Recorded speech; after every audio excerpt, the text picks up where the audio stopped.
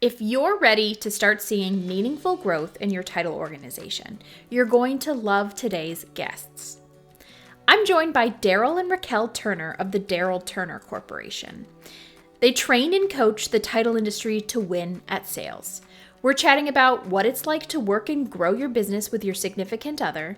Plus, we're talking sales secrets like what you might be getting wrong and how to develop a plan that will take you through the uncertainty of 2024.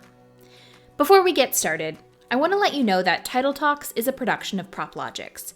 At PropLogix, we help title companies, large and small, free up time by taking due diligence tasks like lien searches, title searches, tax certificates, and release tracking off your plate. Spending less time on those repetitive tasks means you can handle more closings, spend more time with your customers, and focus on acquiring new business. Plus, you can have additional peace of mind knowing we're in your corner with highly trained researchers and quality assurance teams. We care about your growth and success. That's why we make this podcast. To see all our services, find the link in the podcast description. Now, let's start the show. I'm Lindsay Gordon, and this is Title Talks.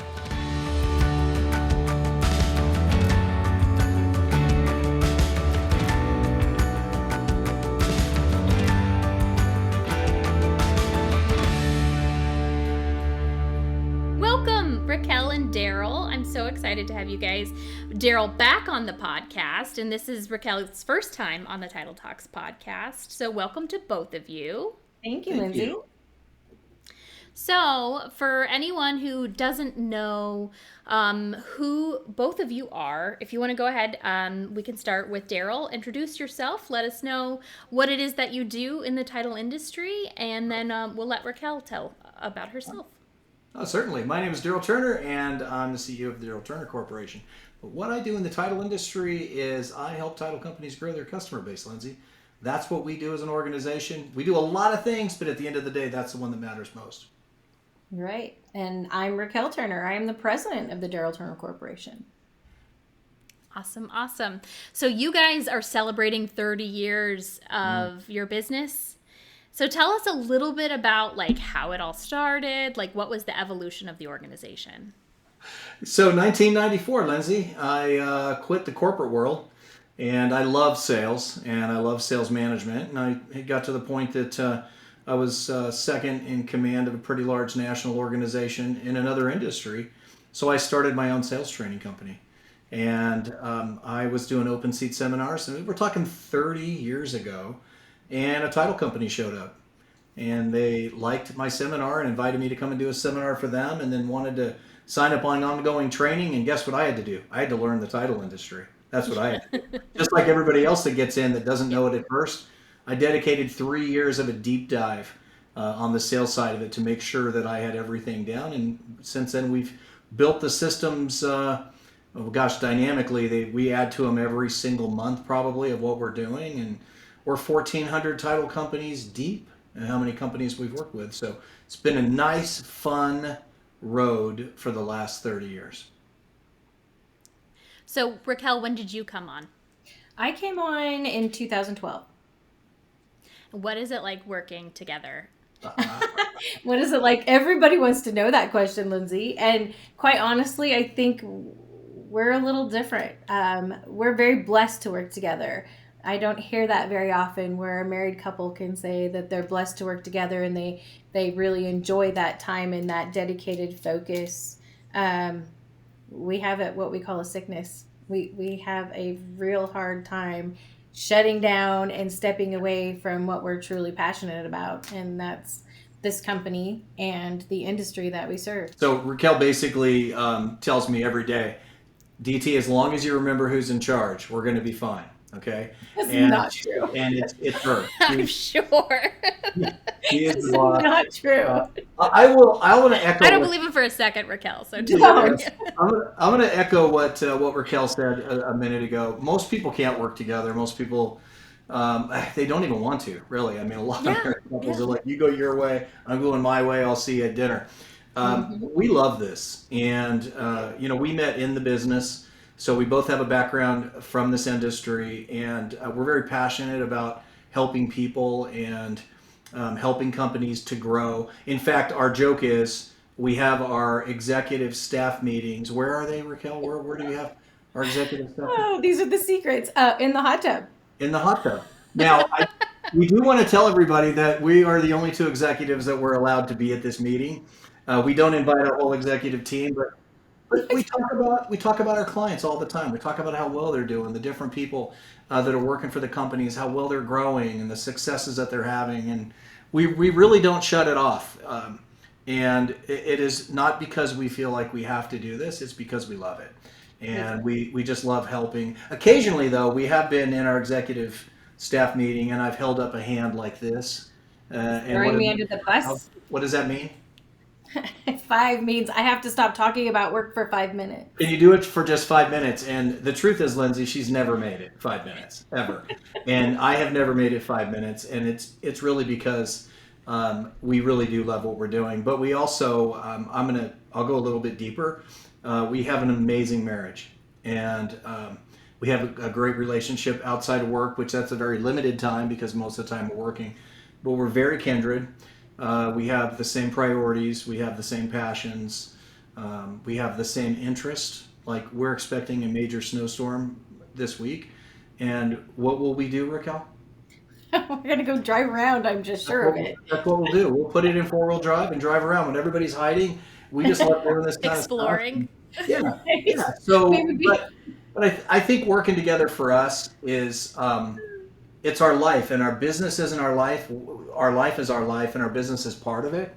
And because we have we're exactly alike in almost every area. And a lot of people say, well, gosh, I thought opposites attracted. In this particular case, we're so closely matched up that, again, there's people out there that maybe don't have that relationship and they could never work together, but we're quite different. And we both do different things in the company as well.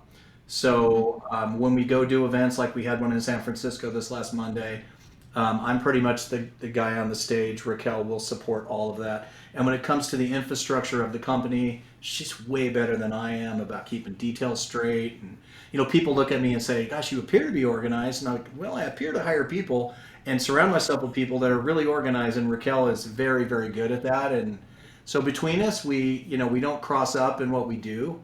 And I think that helps a lot too. But I wouldn't have it any other way. I don't want to run this company without this lady. Oh, that's very sweet. That's so sweet. Raquel, when you came on, had you had experience in the title industry, or was it like all new? Like, what was your involvement before? Yeah, Raquel. What was that? Yeah, Raquel. No, I actually came from the title industry. I started in this industry in 1991. And so rolling over into DTC in 2012, I had an extensive background. So I was able to take all of my practical knowledge and apply it directly to plugging right into the DTC space. Were you in sales within the title space, or were you in more of like operational? I did a little bit of everything. I'm like so many who started in this industry. I started from the ground up in customer service and worked all the way up into a leadership role and found my true passion in the sales space for sure. Mm-hmm. Yeah. No, that's awesome. So, I mean, obviously we're here to really talk about like sales and sales strategy and how title professionals can really kind of gear their operations up for 2024. Sales or business growth related things that people should be focusing on this year. I mean, obviously we're in a weird place, I feel like, in the market. It doesn't feel like things are going to get better very soon necessarily. Some people might be experiencing upticks. I know, our company's based in Florida, so we're seeing a surge, but just what are some things that you really think people should be focusing on this year? How do you want to handle that question, Raquel? Do you want to take that? Well, first of all, I really feel like we're experiencing seasonality almost in its natural form again. For 3 years, we were operating on steroids, and so it's really easy to get away from and forget what natural seasonality in our industry looks like.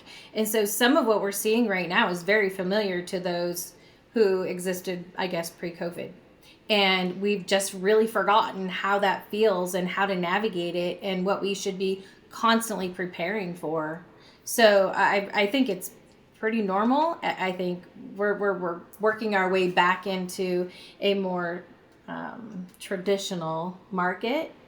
And so, Mr. Turner, you specifically had some things that we discussed that you wanted to layer in right here. So I'm going to let you take it, and then I'm going to do what I naturally do, and then just complement what you bring to Fill the in table. the gaps. Wow. Yeah, I love Lindsay, it. did you notice she called me Mr. Turner? I love it. Is I that never normal, or is figured that just out for the all sake of about it. this? Except it's how we It's met. I was speaking at an event. She was there. She called me Mr. Turner. If she calls me Darryl, what does it mean, Raquel? He seems to think it means he's in trouble. It means that I'm in trouble. So, Mr. Turner, I finally That's only accept if she that. uses your middle name too, I think, Oh my right? goodness, yeah. And that Or is happens. that a mom thing, I guess? No. I've been called Darryl Ray many times by Raquel Lynn, many times. So I'll tell you this. The industry, yeah, we're experiencing a little bit of an uptick. There's some serious market cycles in the title business and in the real estate space. And you may have heard me speak on this before, but 1981 interest rates were 21%. 1995 residential resale across the country was flat. 2009 the sky fell and landed right on us. 2023 was another trough year, but all of those were really bad times in the market, right? But they were also all 14 years apart, Lindsay. If you think about it, 81 to 95 is 14 years. 95 to 09 is 14 years. 09 to 2023 is 14 years. So whether it's 13, 15, 14, there is a cycle to our business. And so I'm going to give a word of encouragement to everybody that's watching right now and listening right now, is that it is time to build again. Because yes, it may not go back to what we felt in the unicorn years. And when I say the unicorn years, everybody knows what I'm talking about: 2020, 2021, half of 2022. So because it doesn't feel like that doesn't mean we're not on the right track. We're going to work our way right back out of this trough. And the things that I'll tell you is, I think the most important thing that I would encourage anybody to be doing right now, well, really, it's the same thing I would be encouraging them to do at any time. But right now, for sure, because the opportunities are going to compound moving forward. The number of transactions is going to change. No matter what anybody says, interest rates are going to get better. And they're not going to go back to 2% and all of that. Well, they may one day. We can't forecast that. But they're certainly not going to go from 7 to 2.375 overnight. But and the thing with Americans is that one of the things that pulls us out of recessions is the fact that we're Americans. And what I mean by that is our strength and our weakness is the same, okay? And that is, we get to the point that we throw our hands up and say, forget this, I'm going to buy a car. Forget this, I'm going to move. And that is what pulled us out. It's a contributing factor to every economic shift that we've ever had in the country. It's not the entire picture, but it is definitely part of it. So I think we're headed to a really good time. But let me just say this: know your field goal. And one of the questions that I ask audiences all over the country is, what's a kicker's job in the NFL? Well, it's to kick field goals. And some people say, well, they also punt and kick off. That's not their job, that's their duty. So we have one job, many duties, lots of tasks. And so a kicker, the job is what puts points on the scoreboard. So I think a company needs to look at their closers or escrow officers, and they need to look at their salespeople, and they need to look at their title department. They need to look at the leadership and say, what is your one field goal? And as long as you know what your one field goal is, you know what you're supposed to be doing every day. But too often, and I wrote down a couple things I really wanted to share with the audience today, but too often we're focused on the wrong things. I know we're going to be doing a webinar coming up, and I'm going to encourage everybody to take part in that, because I'm going to do a deep dive into the steps of what I'm talking about right now. But when you know your field goal, like for example, sales, what is the field goal of somebody in sales? It's new customers, it's not orders. Right. Orders are a result. Where do they come from? Customers. If your business is down, it's because your customer's business is down, right? I did some math the other day, and the average real estate agent directs 0.76 transactions. The average client of a title company directs 0.76 transactions to a title company per month right now. Okay, that's half of what it was in 2019, 2020, beginning of 2020. So what that means is that if you want 10 more orders, you have to have 13 more customers. But everybody focuses on the orders, they're not focusing on the number of customers, right? This is the deep dive that we're going to be doing in the webinar. I'm going to give everybody all the steps of how to set this up, how to track it, how to manage it, and what to focus on. But I think the biggest thing is for people to know what their field goal is right now. What are you trying to accomplish? And when you look at that, you become an achiever. Hmm? And an achiever is the opposite of being a completer. And a completer, Raquel, right, is and she called me a completer one day, so I can tell this story. But a completer is somebody who checks boxes. An achiever is somebody who knows why they're doing what they're doing. Mm. And it's a huge difference. You can complete many, many, many tasks, never accomplish or achieve anything, right? So when you know your field goal, like let's just talk right to the title audience. Closers, you're 80% retention, 20% business development support. Unless you have no sales rep, then you're 50-50. What does retention mean? It doesn't mean keeping this customer happy on this deal. It means getting the next deal.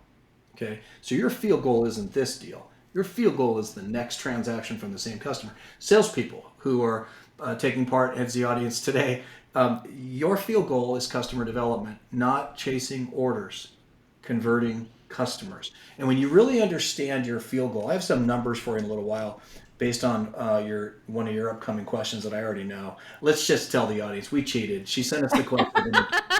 No, And you can't give away my secrets. Your own secrets are. Right? so, but I'm going to give you some statistics about how well people are doing that we coach that know their field goal and focus on it every single day. But I mean, I could give you 50 things that they should be doing, but man, that one thing is, what are you trying to achieve? Focus on it. Right? Awesome. So yeah, you already gave up the goat, and so I mean, the last few years have been really tough on a lot of organizations, and like, I am just curious to know, because you guys are in this every day. This is, you guys are out there, coaching companies and helping them, see a lot of success and wins. So like, have there been people who have actually seen their organizations grow meaningfully in 2022 and 2023? Yeah, we actually have. We celebrate a lot with our clients, and doing so, we track all of their new customer order activity. And I believe year over year, we're 49% up, aren't we, Turner? Yeah, actually, that's one of the statistics, Lindsay, that I was going to share with everybody. 2022 to 2023, a lot of people are not seeing an increase. What we really have to look at, when you look at how well our clients are doing and how well companies are doing, you have to divide it into two things. You have to look at their normal existing customer base and the volume they're able to get off of those. But the only real performance indicator is, are they getting business from new customers?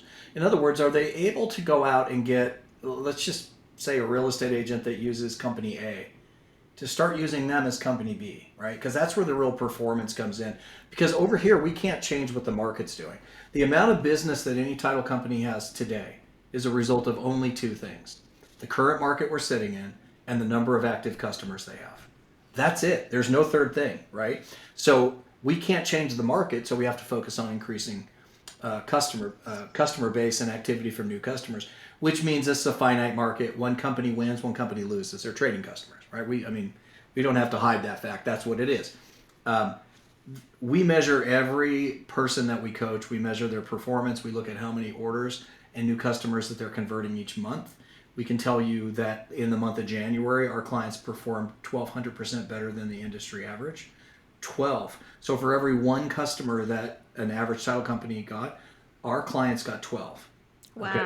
that's awesome. And that was in January. It was a little bit. It was about 850% in December, in a month when everybody's like, it's December, it's in a bad market, there's nothing going on. Holidays, nobody's working, nobody's Right? That's exactly right. And here's the thing: why did they do that? How'd they do that? They knew their field goal. They had a strategy. They had a coach they're working with, and they were very, very focused. So when we track things, we have three categories of performance. We have something called Club 10, which is any person on our program, any title salesperson or escrow officer that's on our program that generates 10 purchase transactions in a month from new customers above their book of business.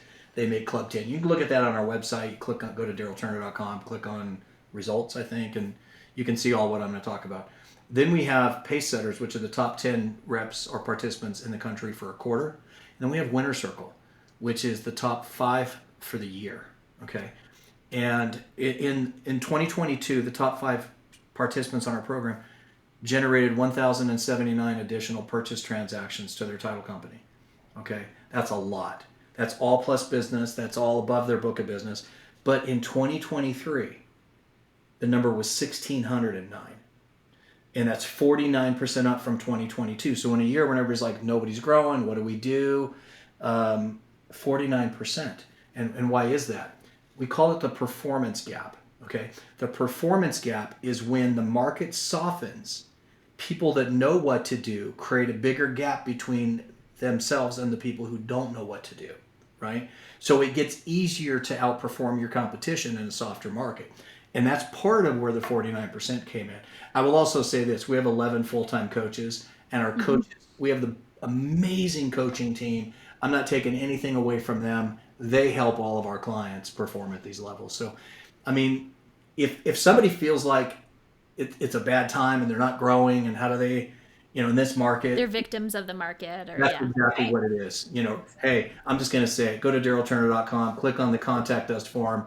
You probably get to talk to me directly because I like to talk to people that want to grow their business. We're not here to give you a direct plug for our company, but if you're in pain right now, we can bring you some really amazing aspirin. Aspirin. Some relief, yeah. So, what do you think that, like, obviously when you guys kind of come into an organization and kind of get an idea probably of like what their strategies are, before you guys, are helping them and coaching them through, better methods, like what are some of the like really common mistakes or common things that you guys are seeing that people are maybe like focusing a lot of time or effort on that are not really getting them anywhere, or just where are they missing the mark? We have a lot to say on this, Raquel. You want to throw something in there before I give some statistics? Well, I think first of all, we have to focus on the fact that sales isn't marketing, right? And a lot of times we call ourselves marketing reps, and we're out there canvassing with our brand and getting in front of people and telling them all about the cool tools that we have without first discovering what they need. And then, that becomes a big issue. And then we focus more on retention than we do on customer acquisition. And we can't expect our regular customers, to fix the situation when they're in the same boat we are, right? We have to leverage ourselves far greater than we have. Well, to Raquel's point, marketing isn't sales. And I really think we could spend a half an hour on just this one. Okay. Yeah. Because, look, social media, we're all on social media. We can improve our exposure on social media. We need to be doing things right, like responding to every message we get, responding to every comment, DMing, trying to get appointments. I mean, it's like having a big billboard and just ignoring if anybody likes it. It's like, and so here we have this exposure in the marketplace. We need to be using it as a lead gen tool and not just a popularity tool, right?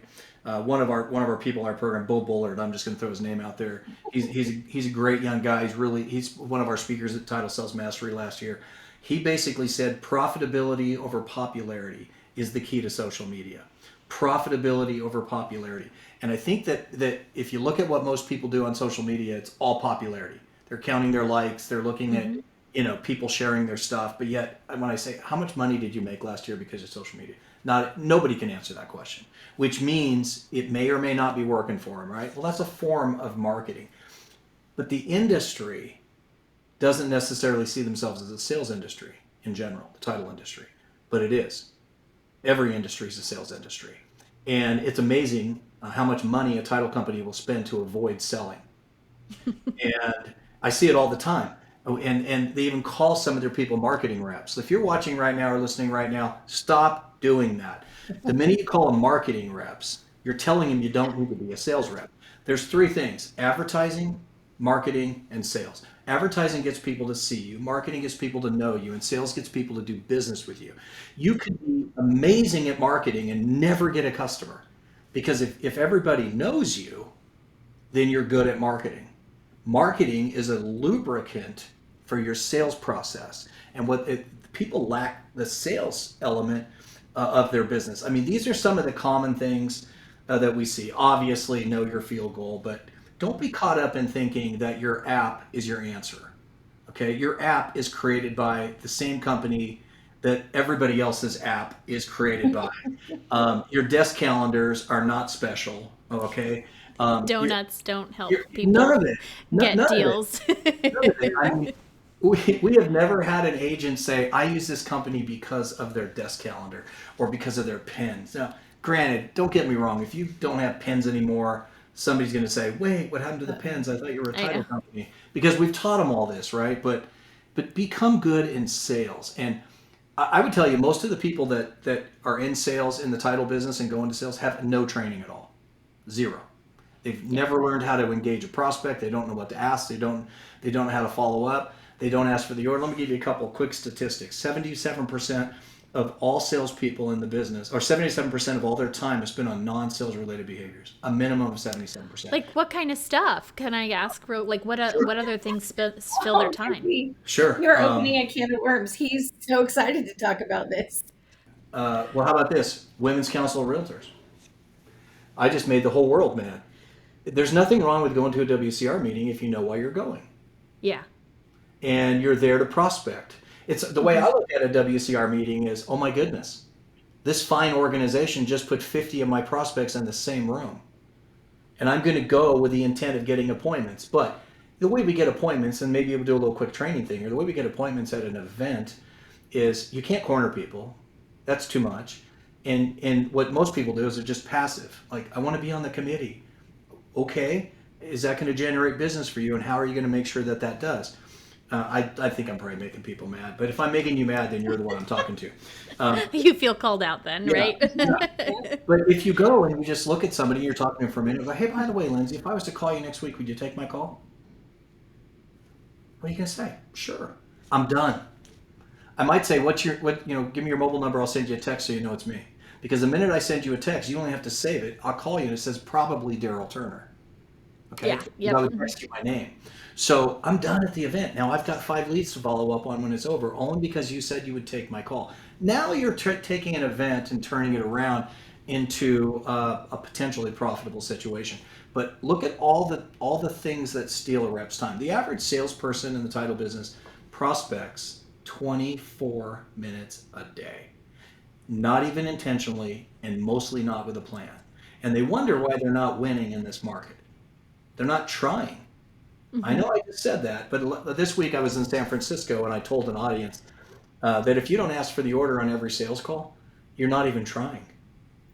And so, I mean, I just gave you a whole bunch of things right there, but in a nutshell, I think that's the majority of it.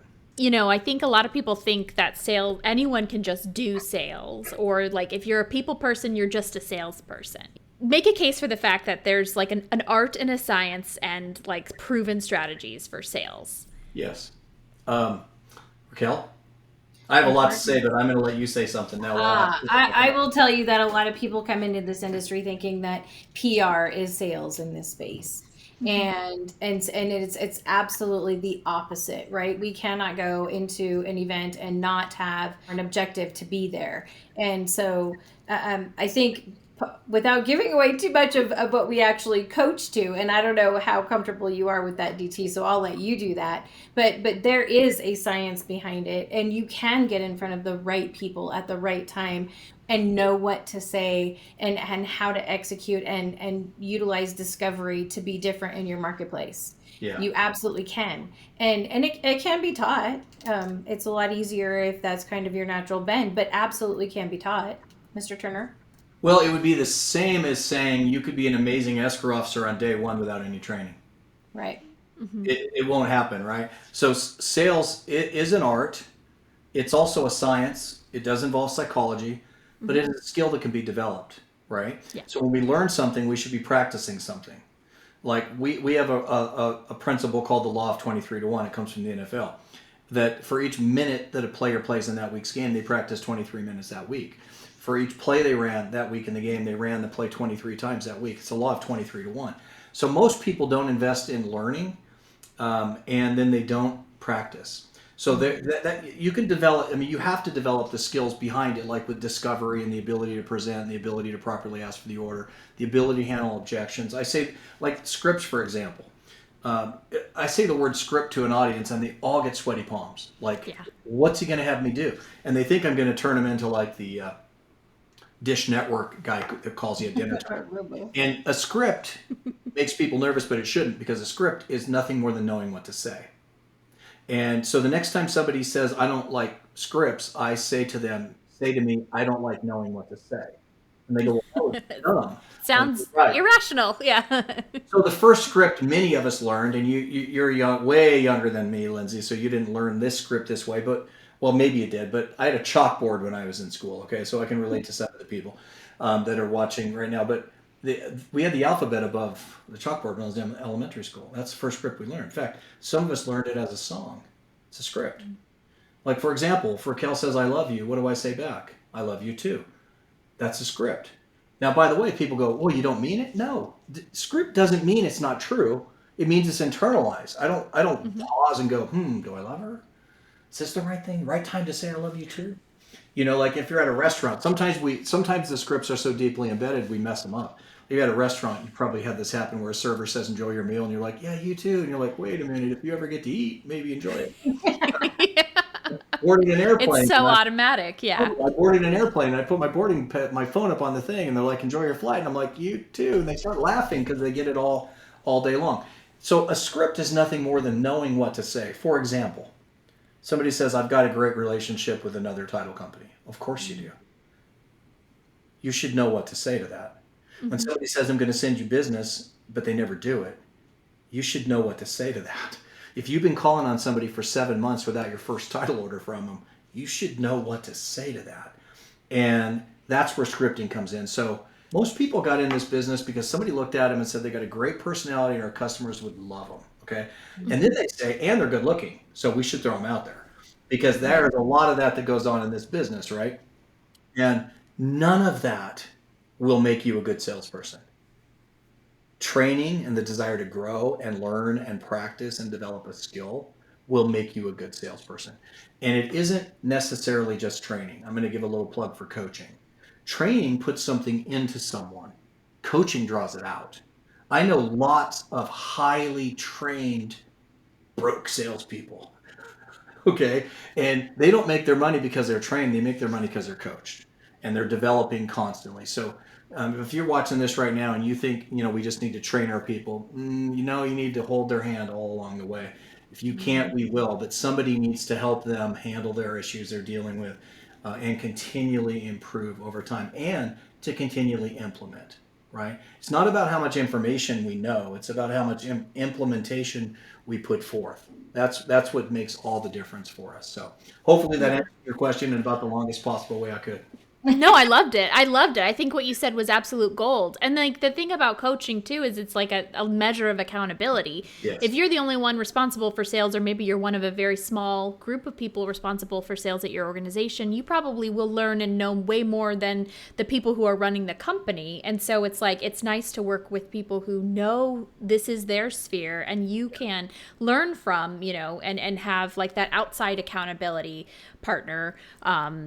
I think it's really awesome what you guys do. So do we. We've heard a lot of great things. We love it. So the other thing I was curious about is like, are you just working with salespeople, or are you also kind of like working with title company owners? Because we have our State of the Title Industry survey that we run every year, and like the number is about half of people actually have people who are dedicated to sales or marketing in their organization. So about 50% are working with nothing. So like, do you guys work with small title companies or is it usually with people with like a sales force? So we have some clients with 1 and 2 employees, and we have clients with thousands of employees. We have companies that have sales teams of 45 people that we coach. We have people with sales teams of 2 that we coach. But we have a track for every single person in the industry. For example, I'm maybe not as much on the title side, but they are part of what we call pods. Okay, so we have a track called the Leader's Life. This is such an important thing. The Leader's Life is for owners and senior leaders that want to collaborate directly with me. And they can get on my calendar. I'm limited, so I have a limit of how many people I'll work with. But I personally coach some top leaders of some of the largest title companies in the nation. And it's all about scalability of their business, all the way down to how do you compensate people, how do you grow, where should you expand? And we collaborate together. That's called the Leader's Life. Okay, that's directly with me. All the managers that are like location managers, escrow closing managers. That falls under Raquell's umbrella. She either works directly with them or works with our coaches that work with them. Then we have escrow or closer tracks. We call it hybrid track. So a hybrid track is a closer that has to generate their own business. That's a lot. That's a big A part of lot of them. yeah. Yeah. We have more of those people than I can possibly count, right? And then we have pods that we'll put people in, either in the escrow level or the management level. Like if a company has 5 locations and they have 5 managers of those locations, Raquel will put them in a pod. And we call that Branch Manager Institute.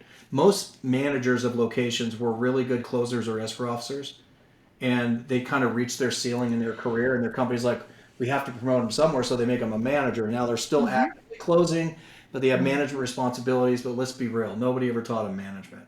So that we have a track specifically for that called Branch Manager Institute. So really, where it works the best, and we have more companies than I can count that are doing it this way, where their escrow officers are on coaching, their salespeople are on coaching, their managers are in a pod, and I'm coaching their CEO.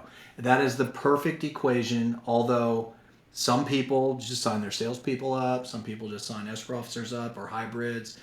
It really depends on what a company needs, but that's such a great question because we could coach salespeople all day long, but if the rest of the company doesn't understand what the initiative is, they're automatically limited. No, yeah, that's such a good point. So I wanted to know what's coming up for you guys this year. I know that you have an annual a conference that you guys host. So tell us a little bit about what's coming down the pike for DTC. We're really excited for Title Sales Mastery in October of 2024. We are already at over halfway sold out to this event as well. On our 4th year, we've been sold out every year, and each year keeps getting better. We're super excited because this year is our 30th anniversary as well. So we're really excited to celebrate DTC and everything that we've become over the 30-year period, as well as provide a platform for our professionals in this space to really glean some information, be amongst their peers, and fully establish a plan moving into 2025 with maybe some new skills, maybe a new coach. You want to take it from there, DT? Sure. Yeah, it's a great opportunity. Many people that go to Mastery sign up for coaching right after. As Raquel said, our original Mastery was supposed to be 2020, and then, well, COVID, that little thing, COVID. And so we ended up having it in 2021. It was completely sold out. 2022, completely sold out. 2023, which was last year, sold out 3 times. We had to change the venue configuration 3 times because we reach our capacity, and Raquel's like, you got to stop selling tickets. I'm like, you don't know what you're gonna do. And so we just kept filling it up. We have some of the most amazing speakers coming in. I speak for 5 or 6 hours over 2 days. I give it all. And in every Title Sales Mastery, I'm committed to also giving all the nuts and bolts of my actual proprietary sales system for title companies, A to Z. So come to Mastery, get the whole system. But we'll have a social media speaker this year and some other really cool speakers. We're doing a panel on how to sell for and against a JV. Same panel. Sell for and against a JV. In fact, let me make an offer to everybody. If you want to come to Title Sales Mastery, go to titlesalesmastery.com and register and use promo code. Lindsay, you don't even know I was going to do this. Use promo code PropLogics to save $150. So register as many tickets as you want at that. Sign up your whole team.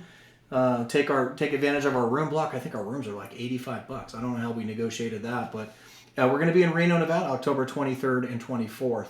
And what else is coming this year is continual enhancements to how we're helping people, what we're focusing on, and the results. My gosh, our client results just continue to grow and grow and grow in a market that hasn't kept up with our clients, right? So if you're interested in that, I would definitely go to darrylturner.com, click on coaching, click on request contact or call me or whatever it says. I'm not sure exactly what the button says. I probably should know. It's our website. But we'll let you know what it looks like. And if we can help you, we would be happy to do that. So many awesome things coming, Lindsay. So many cool things. Mastery is our baby. It is a lot of fun. It is a lot of work. But it is the only conference in the nation specifically designed for sales in the title business. And I would encourage everybody to be there. Lindsay, I'd encourage you to be there. Right? Yeah, no, it sounds awesome. I think we just I'll use signed that up. promo code. I think You Raquel should. just signed you up. Probably. Awesome. Well, you guys, you've been a pleasure to chat with. It's always like a wealth of information. I really appreciate it. And I appreciate you hopping on with us, Raquel, to share a little bit more. I love getting to know how the two of you guys work together and like the different like areas that you guys focus on. I'm excited to share this with our listeners. Well, I appreciate it. We love the Thanks for having opportunity to be here, and anywhere we can help, we're in it to win it for you. Absolutely. All right. Thank you guys so much. Be careful with the weather. I hope that it's not too much of trouble, and enjoy your drive through the snow. We hope We it's will. crazy. We do. Thank you, Lindsay. Bye, Lindsay. Thank you so much. Bye. Bye. And finally, before we wrap up, let's look at the top headlines in the real estate and title industry this week.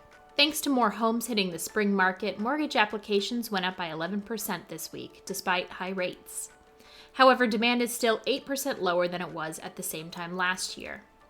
There was a nearly 15% increase in the number of homes on the market this February compared to last, which is a big positive. Economist and so-called market prophet Gary Shilling says the odds are in favor of a recession happening within months. Shilling has made several accurate predictions in the past and says that stocks are overvalued. He also expects a considerable revival in the housing activity in the next 3 to 4 years as rates drop as a result. Apparently, he's been warning about stocks and the economy for a while now, and both have so far defied those predictions and performed better than expected. A report from the American Land Title Association conducted by Ernst & Young shows that the title industry generated $30 billion in 2022. The report also shows that the industry was responsible for 155,000 jobs, and 90% of the makeup is small businesses. The goal of the report is to show economic impact of the title and settlement industry on the U.S. economy. We have a link to the report in our show notes, or you can visit alta.org. That's all for now. Be sure to find Title Talks on Spotify or Apple Podcasts. For any resources and links discussed in this podcast, including the discount code for the Title Sales Mastery event, follow the show notes link in the description. As Darryl mentioned, we'll be co-hosting a webinar about goal setting in April. You can sign up via the link in the description as well. Until next time, happy closings.